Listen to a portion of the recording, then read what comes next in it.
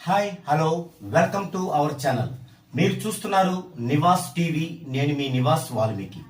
Cosmic వాస్తు series లో part 2 వీడియోలో topic ని ఈరోజు చూడబోతున్నాం. ఓకే, కాస్మిక్ వాస్తు పార్ట్ 2. పార్ట్ 1 లో మనం కేవలం ఉపోద్ఘాతం మాత్రమే చెప్పుకున్నాం. యాక్చువల్ గా మనకి కాస్మిక్ వాస్తు అనేది ఈ రోజు నుంచి మనకి స్టార్ట్ అవుతుంది. మొదటగా అసలు కాస్మిక్ అంటే ఏమిటి అనేది మనకి మొదట తెలియాలి. రెండోది కాస్మిక్ వాస్తు అంటే ఏమిటి అనే విషయం తెలియాలి. మొదటగా కాస్మిక్ అంటే యూనివర్స్ అంటారు. యూనివర్స్, దాన్నే బ్రహ్మాండం అంటారు. కాస్మిక్ అంటే బ్రహ్మాండం, దాన్నే యూనివర్స్. ఆ యూనివర్స్ కు సంబంధించిన దానిని కాస్మిక్ అంటారు. ఇక కాస్మిక్ వాస్తు అంటే ఏమిటి? గృహ నిర్మాణానికి సంబంధించిన అంశాలు అన్నింటినీ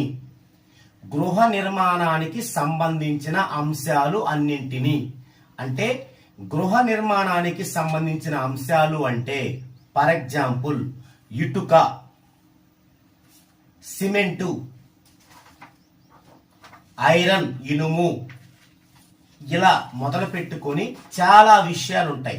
అంటే శంకుస్థాపనతో సహా అన్ని విషయాలు, ద్వారాలు, ఇలా చాలా ఉంటాయి. అవన్నీ కూడా మనం లిస్ట్ అవుట్ చేస్తాం. అవన్నీ కూడా ఇక్కడ మీరు గృహ నిర్మాణానికి సంబంధించిన అంశాలు అనేది గుర్తుపెట్టుకోండి. రెండోది కాస్మిక్ వస్తువులైనటువంటి కొన్ని నక్షత్రముల పైన, కాస్మిక్ వస్తువులైనటువంటి కొన్ని నక్షత్రాల పైన, అంటే మనకున్నటువంటి నక్షత్రాలలో కొన్ని కాస్మిక్ అంశాలు కలిగి ఉంటాయి. కొన్ని నక్షత్రాలు, ఆ లిస్ట్ అవుట్ కూడా మనం చేస్తాం. కాస్మిక నక్షత్రాలు అనేవి కూడా ఉంటాయి, అవి కూడా లిస్ట్ అవుట్ చేస్తాం. వాటిపైన మూడో అంశం కొన్ని ఖగోళ సంబంధములైన కొలతల పైన, కొన్ని ఖగోళ సంబంధములైన కొలతల పైన. అంటే ఇప్పుడు మనకి అయస్కాంత ధ్రువం ఉంటుంది. ఉత్తర అయస్కాంత ధ్రువానికి 0 degrees ఉంటే ఆ యొక్క గృహం చాలా బాగుంటుంది. అంటే 0 degrees తిరిగి ఉంటే, అలా ఆ యొక్క కోణం పెరిగే కొంది ఆ యొక్క ఇంటి యొక్క పవర్ తగ్గిపోతుంది. వీటినే మనం ఖగోళ సంబంధములైన కొలతలు అంటాం. వీటిపైన కూడా అనమాట. ఇక 4 లాస్ట్ది కాస్మిక్ నిర్మాణములైన కొన్ని పిరమిడ్ల వంటి కట్టడముల పైన, కాస్మిక్ నిర్మాణములైన కొన్ని పిరమిడ్ల వంటి కట్టడముల పైన, ఈ 4 అంశాల పైన ఆధారపడి నిర్ణయించే దానిని కాస్మిక్ వాస్తు అంటారు. నంబర్ 1 గృహ నిర్మాణానికి సంబంధించిన అంశాలన్నింటినీ. నంబర్ 2 కాస్మిక్ వస్తువులైన కొన్ని నక్షత్రముల పైన. నంబర్ 3 కొన్ని ఖగోళ సంబంధములైన కొలతల పైన. నంబర్ 4 కాస్మిక్ నిర్మాణములైన కొన్ని పిరమిడ్ వంటి కట్టడాలకు సంబంధించి ఈ 4 అంశాలకు సంబంధించిన దానిని కాస్మిక్ వాస్తు అంటారు. దీనికి ఇంకొక నిర్వచనం ఉంది. అంటే ఇది కొంచెం విస్తృతంగాను కొంచెం ఇండైరెక్ట్ గా ఉండేది. ఇంకొకటి ఉంది, అది చాలా డైరెక్ట్ గా అందరికి అర్థమయ్యేలాగా ఉంటుంది. ఆ నిర్వచనం ఏంటో చూద్దామండి. ఇందులో మనకి గృహ నిర్మాణానికి సంబంధం ఉన్నటువంటి 3 అంశాలు ఉంటాయి. 1 వ్యక్తి, ఇదొక డైమెన్షన్.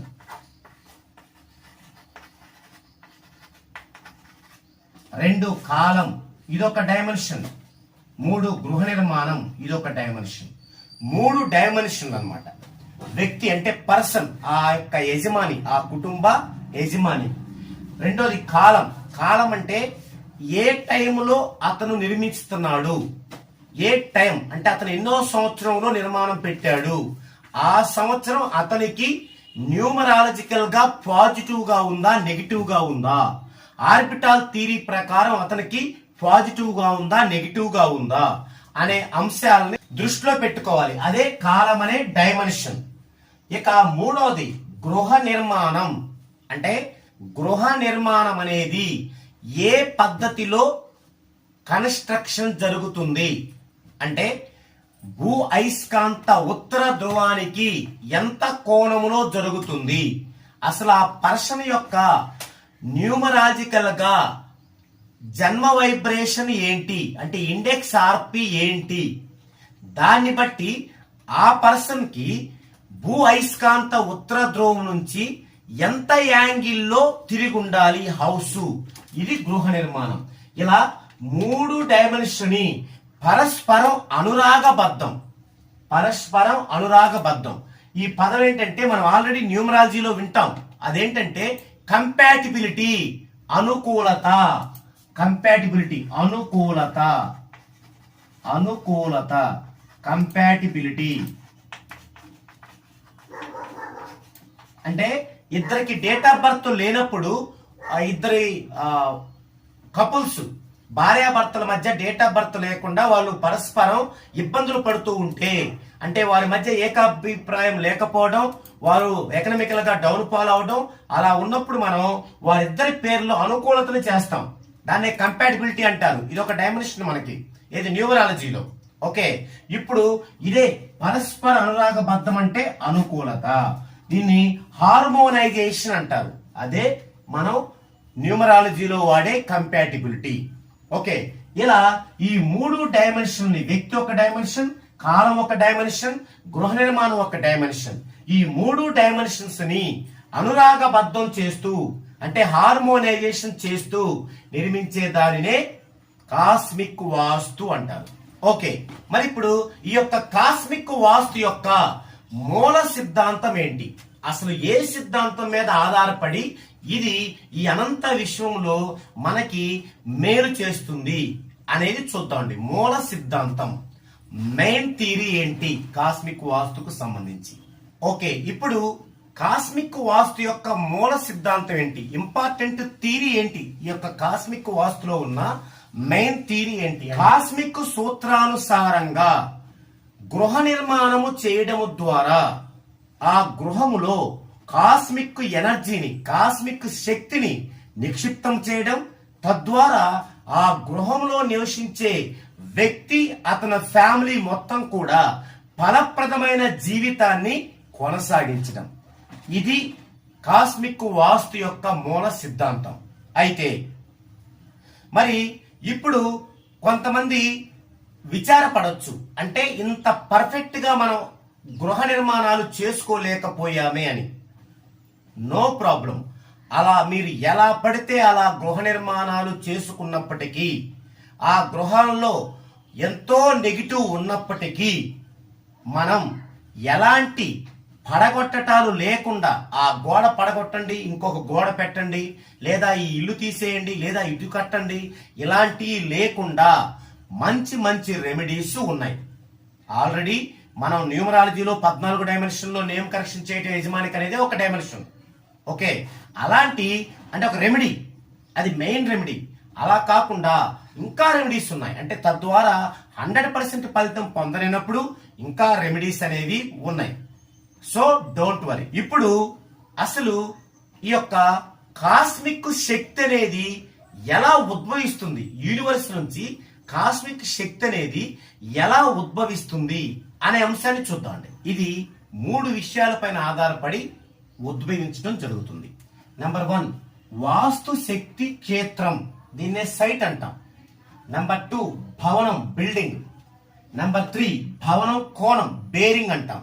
ఈ 3 విషయాలపై ఆధారపడి కాస్మిక్ వాస్తు శక్తి ఉద్భవించడం అనేది ఎంత మోతాదులో ఉంటుందో తెలుస్తుంది. ఓకే, అయితే ఈ 3 విషయాలు కూడా మనకి 100% ఫలితాన్ని ఇవ్వాలి అంటే అయస్కాంత పరంగా ఈ యొక్క సైట్ పొడవు, క్షేత్రం పొడవు సరిగ్గా దిక్చూసికి సరిపోవాలి. దిక్చూసికి సరిపోవటం అంటే అయస్కాంత ఉత్తర ధ్రువం నుండి 0 degrees ఉండాలి. అప్పుడు ఆ అయస్కాంత ప్రభావం అనేది మన యొక్క భవనం పైన, భవనంలో ఉండే మనుషుల పైన ఎలాంటి దుష్ప్రభావాన్ని చూపించదు, దిక్చూసికి సరిపోతే. లేదంటే ఇంకొకటి ఉంది, అయస్కాంత న్యూట్రల్ రేఖ, అది 135 degrees నుంచి 315 degrees మధ్యలో ఉంటుంది న్యూట్రల్ రేఖ. అలాగైనా ఉండొచ్చు అనమాట. ఒకటి, ఈ యొక్క సైట్ పొడవు అనేది వాస్తు శక్తి క్షేత్రం సైట్ పొడవు అనేది దిక్చూసికి సరిపోవాలి. అంటే అయస్కాంత ఉత్తర ధ్రువం నుండి 0 డిగ్రీస్ లో ఉండాలి. అప్పుడు కూడా గొప్ప కాస్మిక్ వాస్తు శక్తి అనేది 100% ఉద్భవిస్తుంది. లేదా మరలా అయస్కాంత రేఖ 135 డిగ్రీల నుండి 315 డిగ్రీల మధ్య వరకు కూడా అద్భుతమైన గొప్ప కాస్మిక్ వాస్తు శక్తి ఉద్భవిస్తుంది. ఓకే, అయితే ఈ 0 నుంచి డిగ్రీస్ పెరిగే కొంది ఇప్పుడు అయస్కాంత ఉత్తర ధ్రువానికి 0 డిగ్రీలు ఇలా ఉంది ఒక హౌస్, దీనికి 100% ఉంటుంది. ఇప్పుడు ఇది ఇలా తిరిగినప్పుడు పెరిగిద్ది, అంటే ఆ పవర్ కొంచెం తగ్గిద్ది. కాస్మిక్ వాస్తు యొక్క పాజిటివ్ పవర్ కొంచెం తగ్గిద్ది. ఇది ఇలా తిరిగే కొంది పవర్ తగ్గుతూ ఉంటుంది. అంటే డిగ్రీస్ పెరిగే కొంది కాస్మిక్ వాస్తు ఉద్భవించడం అనేది దాని పాజిటివ్నెస్ అనేది తగ్గిపోతుంది అనమాట. మనం 2 ఎగ్జాంపుల్స్ చూద్దామండి. నెంబర్ 1, విశాఖపట్నంలోని శ్రీ షిరిడి సాయినాథుని దేవాలయం. ఇది 135 డిగ్రీల నుండి 315 డిగ్రీల యాంగిల్లో నిర్మించడం జరిగింది. కాబట్టి దానికి విశ్వాంతరాల నుండి చాలా గొప్ప కాస్మిక్ వాస్తు శక్తి అనేది లభించడం, చాలా ఆకర్షణీయంగా ఉండటం, చాలా పేరు కలిగి ఉండటం, ఎక్కువ మందిని ఆకర్షించటం భక్తుల్ని కూడా ఇప్పటికీ జరుగుతుంది. ఒకసారి మీరు గమనించవచ్చు. ఇక రెండవ ఉదాహరణ, పిరమిడ్ చూసినట్లయితే పిరమిడ్ లోని 4 భుజాలు 4 దిక్కులకి సరిపడేలా ఉంటాయి. పిరమిడ్ లో 4 భుజాలు 4 దిక్కులకు సరిపడేలా ఉంటాయి, ఒక నిర్ణీత కోణంలో ఉంటాయి. అందుకే విశ్వాంతరాలను వచ్చేటువంటి గొప్ప కాస్మిక్ వాస్తు శక్తి లభిస్తుంది. ముఖ్యంగా పిరమిడ్ యొక్క శీర్ష కోణానికి చాలా అద్భుతమైనటువంటి శక్తి అనేది లభిస్తుంది. అందుకే ఆ పిరమిడ్ యొక్క శీర్ష కోణము హిందూ, ముస్లిం, క్రైస్తవులు ఎవరైనా సరే వారి ప్రతి టెంపుల్లో కూడా ఆ యొక్క శీర్ష కోణం మనకి పిల్లర్స్ ఉంటాయి. ఇటు మసీదుకి గాని తర్వాత చర్చికి గాని పిల్లర్స్ ఉంటాయి. అదే హిందూ టెంపుల్స్ కి అయితే స్తూపాలు ఉంటాయి. వీటన్నిటిలో చివర ఒక కోణం ఉంటుంది. ఆ కోణం పిరమిడ్ లో ఉండేటువంటి శీర్ష కోణం యొక్క కొలత. సో అక్కడ మనలాగే అక్కడ కూడా కాస్మిక్ రేస్ నెగిటివ్ ఇస్తుంటాయి. ఎందుకంటే టెంపుల్ కూడా పైన రూపుకై పడి నెగిటివ్ ఇస్తుంటాయి. అలా ఇచ్చినప్పుడు ఆ నెగిటివ్ ని ఈ యొక్క పవర్, కాస్మిక్ వాస్తు పవర్ ని తీసుకునేటువంటి శీర్ష కోణం దాన్ని స్వీకరించి దాన్ని పాజిటివ్ గా మనసి స్ప్రెడ్ చేస్తుంది. అందుకే మనం ఏ దేవాలయం అయినా, ఏ టెంపుల్ అయినా, ఏ చర్చికి వెళ్ళినా, ఏ మసీదుకి వెళ్ళినా సరే చాలా ప్రశాంతంగా ఉంటుంది ఆ వాతావరణం. ఆ యొక్క కోణం ఎంత పెద్దగా ఉండాలనేది ఆ యొక్క టెంపుల్ ఘనపరిమాణం మీద ఆధారపడి ఉంటుంది. అలాగే ఇక్కడ కూడా మన హౌసెస్ కూడా, బిల్డింగ్స్ కూడా మనం ఎంత రావాలి శక్తి అనేది మనం ఆ యొక్క కట్టడంలో కట్టేటువంటి ఘనపరిమాణం మీద ఆధారపడి ఉంటుంది. ఇప్పుడు ఎవరైతే ప్లాన్ ఇస్తారో ఒక ఇంజనీరు, ఎవరైతే కన్స్ట్రక్షన్ చేస్తారో ఒక మేస్త్రి, వీళ్ళందరూ కూడా ఒక సిస్టంలో వెళ్ళిపోతారు. అంటే ఇలా ఉండాలి, ఇలా ఉండాలి, ఇలా ఉండాలి అంటే దట్స్ ఆల్. ఆ యజమానితో పని లేదు వాళ్ళకి, వారి డేట్ ఆఫ్ బర్త్ తో, వారి యొక్క జన్మ వైబ్రేషన్ తో పని లేదు.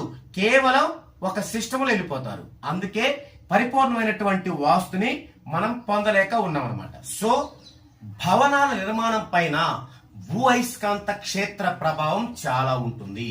కాబట్టి చిన్న కోణం గల సైట్ ని మనం నిర్ణయించుకోవాలి. ఒకవేళ సైటు పెద్ద కోణం ఉంటే దాంట్లో కొంత వేస్ట్ అయినా సరే చిన్న కోణం గల సైట్ గా నిర్మించుకోవాలి. అప్పుడే మనకి పరిపూర్ణమైన వాస్తు అనేది మనకి లభిస్తుంది. అలాగే కట్టడాలు కూడా, భవనాలు కూడా అక్కడ ఆ యొక్క సైట్ ను బట్టే ఘన పరిమాణం ఉండాలి. కొంతమంది ఒక సెంటున్నరలో వ్యాపార దృక్పథంతో 4-5 అంతస్తులు వేస్తారు. అది రాంగ్ అండి. అందులో నివసించే వాళ్ళకి మంచి కలగదు, వారికి కూడా లాభయుక్తంగా ఉండదు. తాత్కాలికంగా ఉండొచ్చు కాక దీర్ఘకాలికంగా ఉండదు.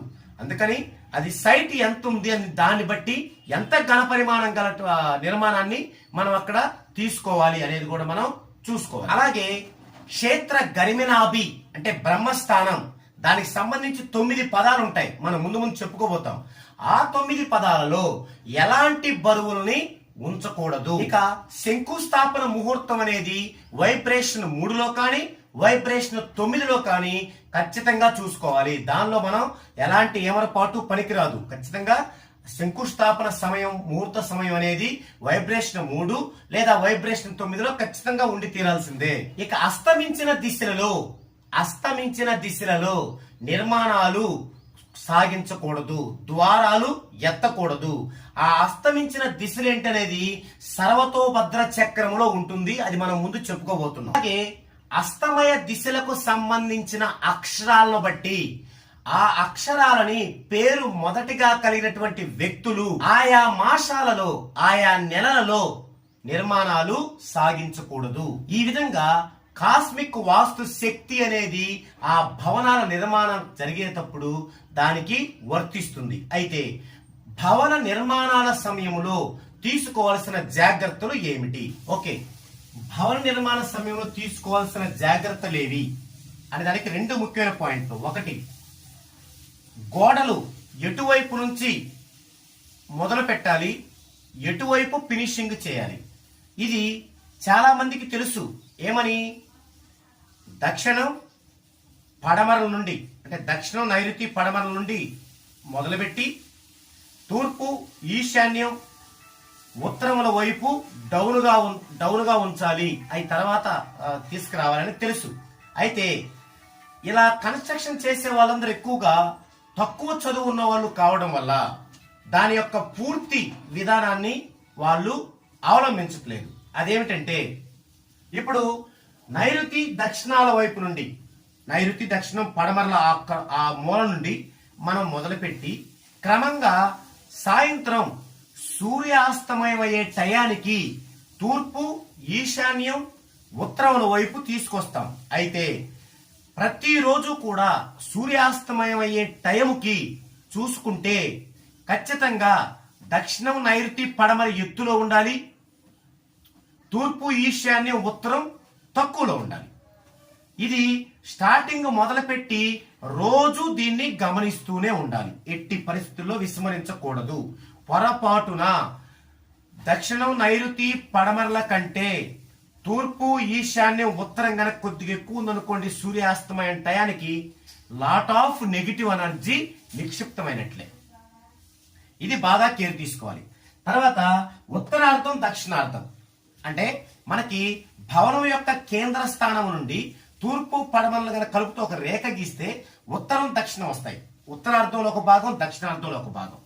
ఓకే, ఇప్పుడు ఉత్తరార్థంలో దక్షిణార్థంలో కంటే ఎక్కువ ద్వారాలు గాని కిటికీలు గాని ఉండాలి. ఏంటి కారణం?